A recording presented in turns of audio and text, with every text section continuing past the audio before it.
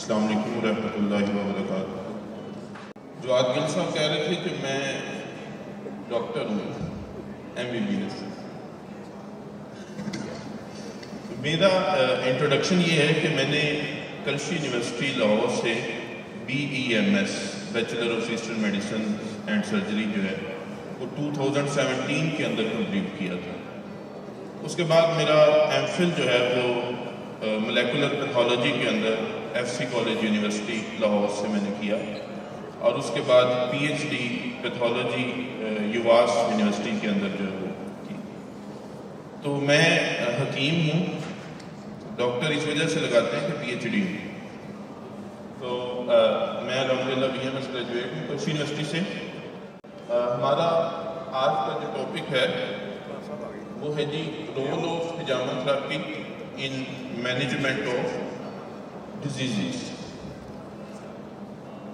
اس topic کے اندر ہم لوگوں نے صرف 3 ڈیزیزز کے اوپر جو ہے وہ مختصر سی بات کرنی ہے، اور ہم نے یہ دیکھنا ہے کہ آخر ہجامہ جو بظاہر ایک بڑا سمپل سا پروسیجر ہے، اس کے پیچھے کیا سائنٹیفک، کیا مولیکولر بیسس جو ہے وہ موجود ہے۔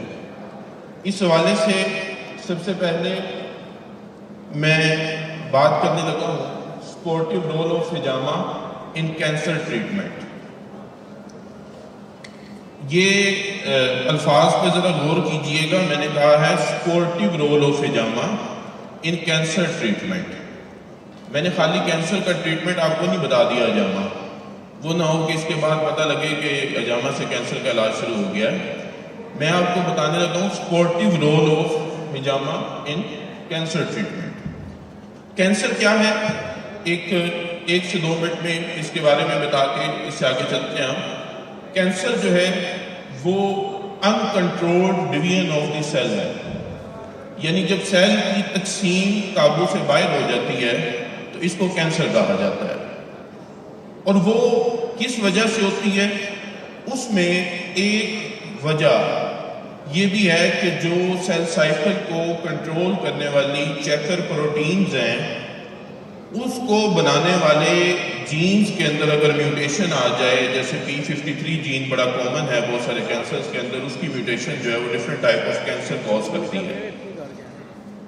اسی طرح آپ نے یہ دیکھا ہوگا کہ کینسر کا ایک بہت بڑا کاز جو ہے وہ پرولونگڈ انفلیمیشن ہے۔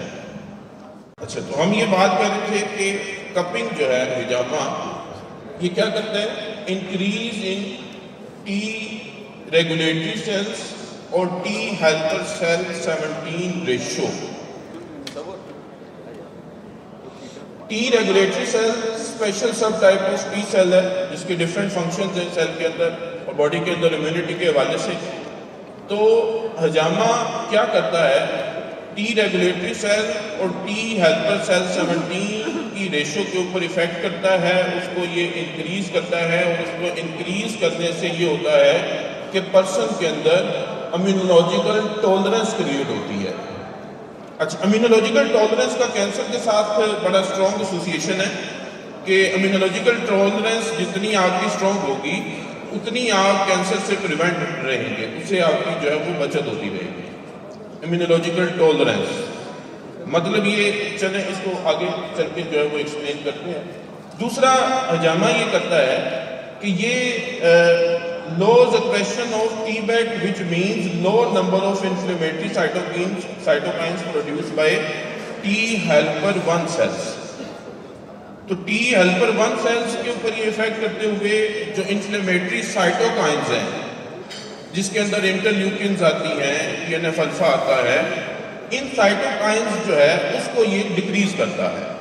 تو مطلب سمرائزڈ یہ ہے کہ ہجامہ کرنے سے امیونو موڈولیٹری ایفیکٹ یہ آتا ہے کہ ہجامہ جو ہے یہ ہمارے T helper 1 cell, T helper 2 cell, T helper 17 cells اور اس کے ساتھ ساتھ T ریگولیٹری سیلز، اس کے اوپر ایفیکٹ کرتے ہوئے یہ انفلیمیشن کو ڈکریز کرتا ہے اور امیونولوجیکل ٹولرنس کو بڑھاتا ہے۔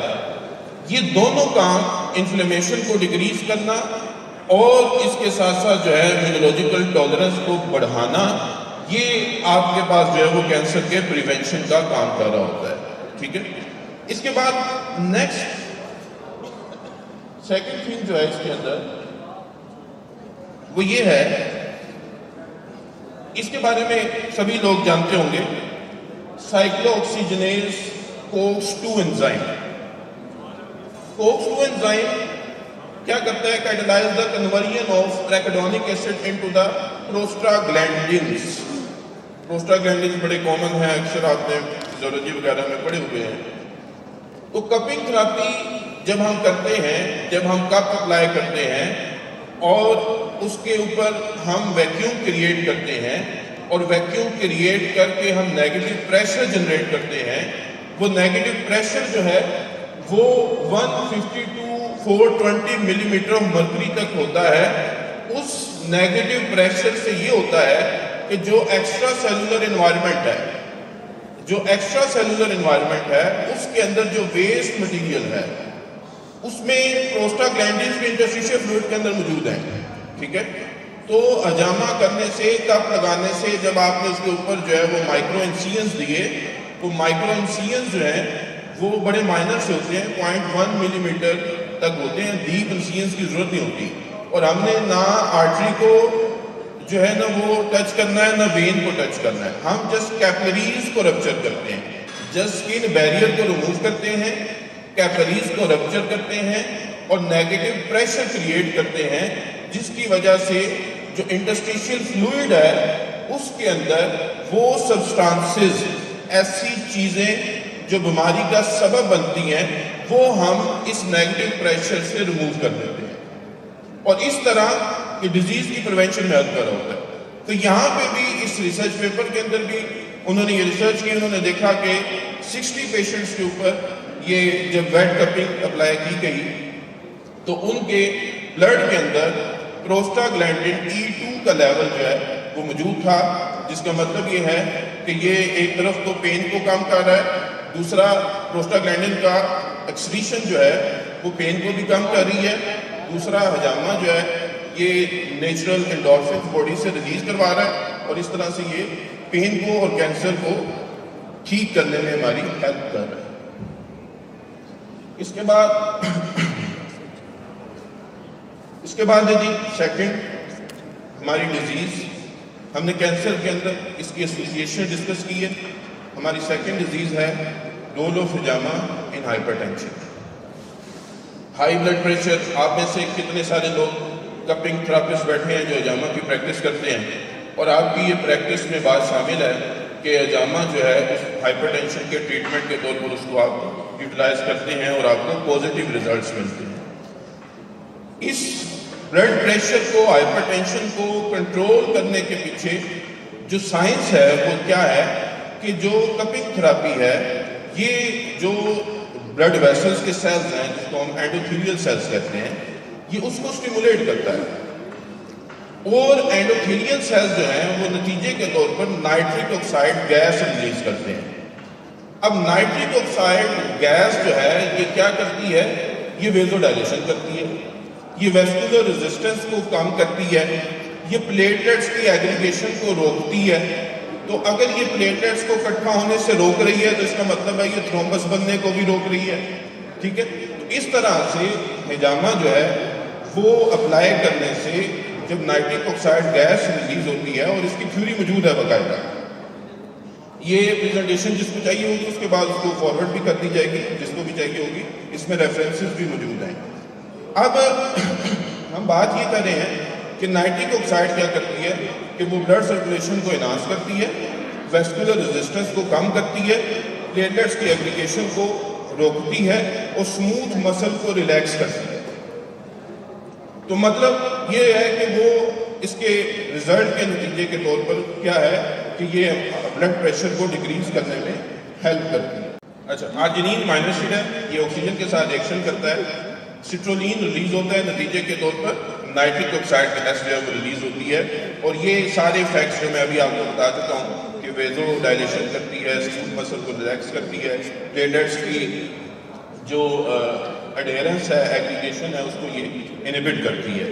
اس کے نتیجے میں ہوتا کیا ہے, اس کے نتیجے میں ویزو ڈائلیشن ہوتی ہے, ویسل پھیلتی ہے, ویسکولر ریزسٹنس کم ہوتی ہے, بلڈ پریشر کم ہوتا ہے, پلیٹلیٹس کی ایگریگیشن جو ہے وہ روکتی ہے, اور لیوکوسائٹ کی جو مائگریشن ہے, لیوکوسائٹ نے موو کر کے بلڈ ویسل سے باہر جانا ہے, اس کو بھی یہ انہبٹ کرتی ہے. تو یہ ایکسپیریمنٹ یہ ریفرنس کے ساتھ کہ انہوں نے ڈفرینٹ پیشنٹس کے اوپر جب حجامہ کیا تو انہوں نے دیکھا کہ حجامہ کرنے کے فوری بعد اور اس کے 4 ہفتے بعد کیا ہوا, بلڈ پریشر جو سسٹولک بلڈ پریشر ہے وہ 8.4 ملی میٹر مرکری جو ہے وہ ڈیکریز ہو گیا. تو اس طرح سے حجامہ جو ہے وہ آپ کی کارڈیو ویسکولر ایشوز سے پریونشن اور اس کے ٹریٹمنٹ کے طور پر بھی جو ہے وہ یوٹیلائز ہوتا ہے. آپ کے پاس اس کے جو ہے وہ پازیٹیو ریزلٹس بھی موجود ہیں, اور اس کے پیچھے میکانزم کیا ہے وہ آپ کے سامنے موجود ہے. لاسٹ کے اندر جو یہ لاسٹ ڈیزیز ہے اس کو ہم ختم کرتے ہیں کہ 3 سے 4 منٹ میں. رول آف حجامہ ان ریوماٹائڈ آرتھرائٹس.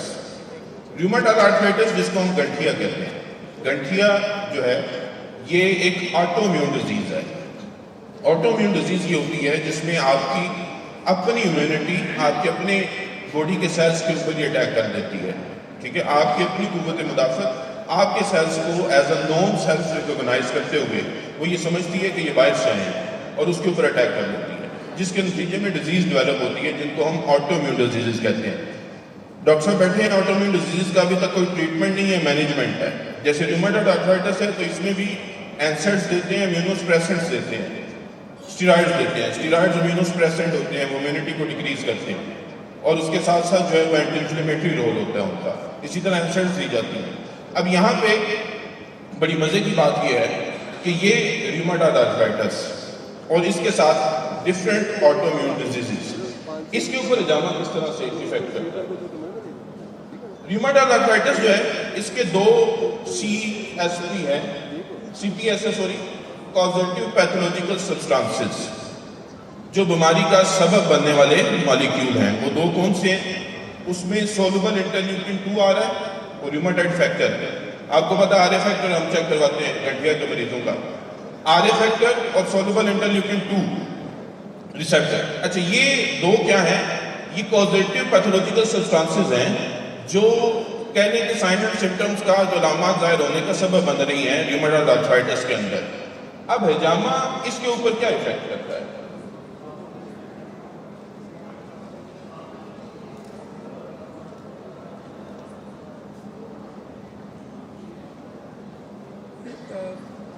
اس میں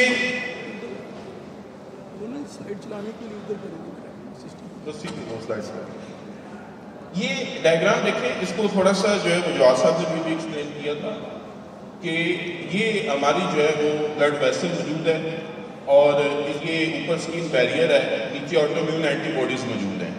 یعنی آپ یہ سمجھ لیں اس میں وہ لکھا ہوا ہے interstitial fluid containing soluble CPS causative pathological substances, یعنی کہ بیماری کا سبب بننے والے جو مالیکیولز ہیں وہ وہاں پہ موجود ہیں.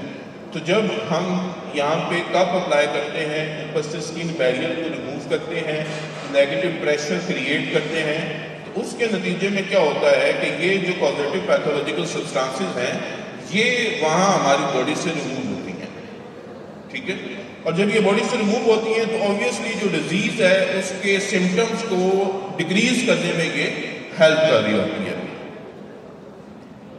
تو یہ ایکسپیریمنٹ انہوں نے کیا اور اس ریسرچ پیپر کے اندر انہوں نے دیکھا کہ جب حجامہ, اچھا یہ ہربل میڈیسن کے ٹریٹمنٹ کے ساتھ کیا, جب حجامہ اور ہم نے ہربل میڈیسن کا کمبائنڈ ٹریٹمنٹ کیا تو اس کے نتیجے میں کیا ہوا کہ جو پیشنٹس تھے ان کا ESR بھی کم ہوا. آپ کو پتہ ہے ESR انفلیمیشن میں بڑھتا ہے, C ریئیکٹیو پروٹین جو ہے وہ بھی ڈکریز ہوئی, اور اس کے ساتھ ساتھ نیچرل کلر سیلز جو ہیں وہ نمبر میں انکریز ہوئے, اور نیچرل کلر سیلز جو ہیں وہ ڈیزیز پریونشن میں ہیلپ کر رہے ہیں یہاں پہ. ٹھیک ہے, تو حجامہ کرنے سے سولوبل انٹرلیوکن لیول جو ہے وہ بھی کم ہو رہا ہے, پازیٹیو پیتھولوجیکل سبسٹانس ہے جو بیماری کا سبب بن رہی ہے اس کا لیول بھی کم ہو رہا ہے, پیشنٹ کا ESR بھی کم ہو رہا ہے, C ریئیکٹیو پروٹین بھی کم ہو رہی ہے, اور نیچرل کلر سیلز جو ہے وہ نمبر میں انکریز ہو رہے ہیں. اور یہ ساری چیزیں مل کر جو ہے وہ ڈیزیز کو جو ہے وہ کمپنسیٹ کرنے میں ہیلپ کر رہے ہیں۔ اس کا لاسٹ کمپیریزن پلازما فیریسس ٹیکنیک ہے۔ پلازما فیریسس ٹیکنیک ایک ایسی ٹیکنیک ہے جو آٹو امیون ڈیزیزز کے اندر پرفارم کی جاتی ہے، جس میں یہ سمجھ لیں کہ جو پیشنٹ کا پلازما ہے وہ اس میں سے جو یہ پیتھولوجیکل سبسٹانسز ہیں یہ ریموو کی جاتی ہیں۔ پلازما فیریسس آٹو امیون ڈیزیزز کے ٹریٹمنٹ کے لیے یہ ٹیکنیک پرفارم کی جاتی ہے، اور یہ بڑی کمپلیکیٹڈ ٹیکنیک ہے۔ اس کے کمپیریزن کے طور پر اس کا پورا کمپیریزن ریفرنس کے ریسرچ پیپر میں موجود ہے کہ ایک طرف ہم پلازما فیریسس کو رکھتے ہیں، دوسری طرف ہم ہجامہ تھراپی کو رکھتے ہیں۔ تو اس کے نتیجے کے طور پر جو ہے وہ ٹریٹمنٹ میں یہ بات ظاہر ہوتی ہے کہ ہجامہ جو بظاہر بڑا ایک سمپل پروسیجر ہے، پلازما فیریسس کے مقابلے میں بھی یہ بہترین ریزلٹس جو ہے وہ شو کرتا ہے۔ ٹھیک ہے جی، اس کے ریفرنسز موجود ہیں، پریزنٹیشن کسی کو چاہیے تو وہ اس کے بعد جو ہے وہ ہم شیئر کر دیں گے۔ آخر میں حمایت اسلام طبیہ کالج لاہور، آپ کو پتہ ہے کہ اس وقت جو ہے وہ ہمارے بر صغیر کی قدیم ترین طبی درسگاہ ہے، اور اس کا یہ جو ہے اعزاز ہے کہ موجودہ کونسل کے جو صدر ہیں حکیم محمد احمد سلیمی صاحب، وہ بھی اس کالج کے جو ہے وہ فارغ التحصیل ہیں، اور اس کے ساتھ ساتھ جو ہے وہ منصور العزیز صاحب یہاں پہ موجود ہیں، ان کا تعلق بھی اسی طبیہ کالج کے ساتھ ہے۔ آپ میں سے بیٹھے ہوئے کئی لوگوں کا تعلق جو ہے وہ حمایت اسلام طبیہ کالج کے ساتھ ہے۔ حمایت اسلام طبیہ کالج ہمارے سیکرٹری صاحب بھی یہاں پہ موجود تھے، عرفان قریشی صاحب، تو ماشاءاللہ ہمارے چیئرمین حکیم عزیز الرحمان جگرانوی جو ہیں وہ بھی یہاں پہ موجود ہیں۔ تو حمایت اسلام طبیہ کالج لاہور الحمدللہ ان دونوں کی نگرانی میں اب ماشاءاللہ بڑی تیزی سے جو ہے وہ آگے کی طرف جا رہا ہے۔ یہ الحمدللہ ہمیں اعزاز حاصل ہے کہ ہم نے جو ہے وہ یہ پہلا طبیہ کالج ہے پورے پاکستان کا جس نے 5 سالہ ڈگری پروگرام BEMS جو ہے وہ سٹارٹ کروایا۔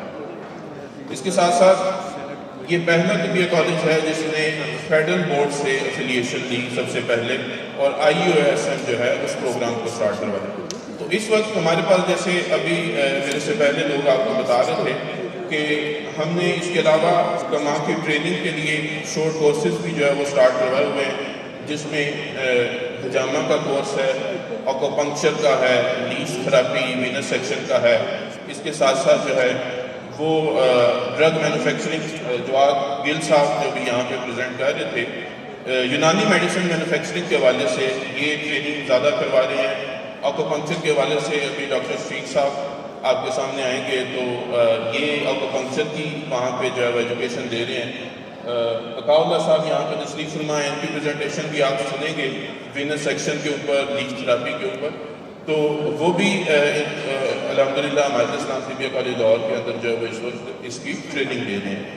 تو یہ حمایت اسلام طبیہ کالج لاہور آپ کا اپنا ادارہ ہے، آپ ضرور اس کو جو ہے وہ کبھی وزٹ کیجئے گا۔